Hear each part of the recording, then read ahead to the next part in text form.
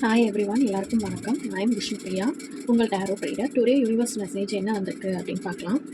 அதுக்கு நீங்கள் file 1 and file 2 choose பண்ணணும்.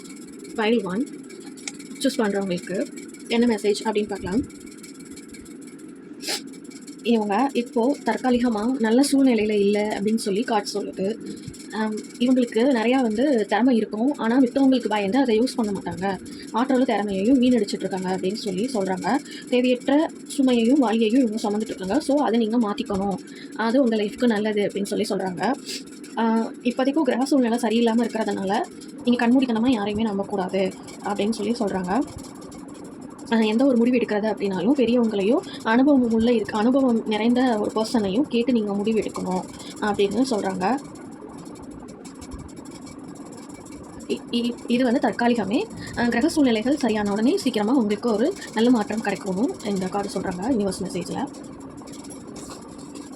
Next file 2.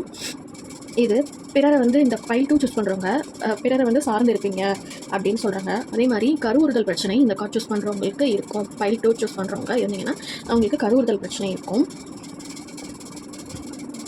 ஒரு மந்தமான சூழ்நிலை இருக்கும் அப்படின்னு சொல்கிறாங்க. அதிகமான ஆர்வ கோளாறு இருக்கிற பர்சன், அக்கறை இல்லாமல் இருக்கிறதுனால தான் இப்போ பிரச்சனை. எந்த ஒரு விஷயத்துலையும் இன்ட்ரெஸ்ட் இல்லாமல் டல்லாக இருக்கிறதுனால தான் இப்போ பிரச்சனைகளை நீங்கள் சந்திச்சுட்ருக்கீங்க. ஸோ கொஞ்சம் சுறுசுறுப்பாக இருக்கிறதுக்கு என்னமோ அதை நீங்கள் கொஞ்சம் பார்க்கணும் அப்படின்னு சொல்லி ஃபைல் 2 சொல்கிறாங்க.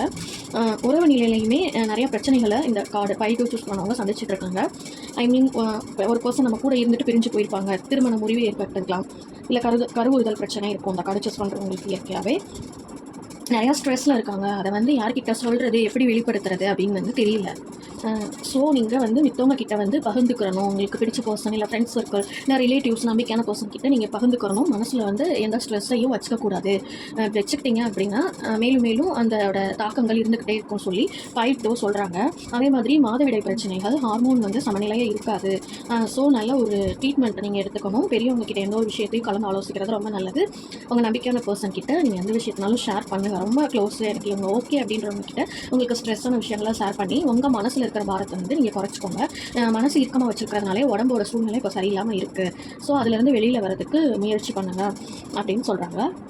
நம்ம சேனலோட ரீடிங் பிடிச்சிருந்துச்சு அப்படின்னா லைக் அண்டு ஷேர், சப்ஸ்கிரைப் பண்ணுங்கள். உங்கள் ஃப்ரெண்ட்ஸுக்கும் ஷேர் பண்ணுங்கள். விபி தமிழ் டேரோட்ன்ற சேனலை சப்ஸ்கிரைப் பண்ணுங்கள், ஷேர் பண்ணுங்கள். பர்சனல் ரீடிங்கோட டீட்டெயில்ஸ் டிஸ்கிரிப்ஷனில் இருக்கும், செக் பண்ணிக்கோங்க. தேங்க்யூ.